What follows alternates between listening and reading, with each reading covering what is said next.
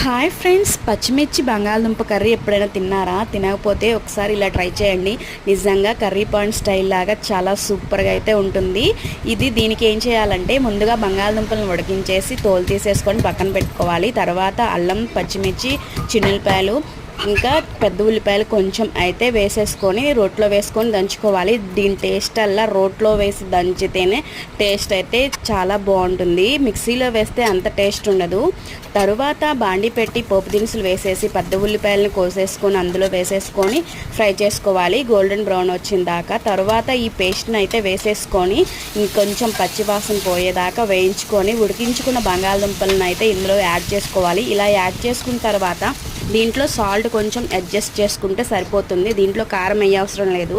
ఇలా పచ్చిమిర్చి బంగాళదుంపల కూర మీలో ఎంతమంది ట్రై చేశారో నాకు కామెంట్ చేయండి. టేస్ట్ అయితే సూపర్. Bye bye.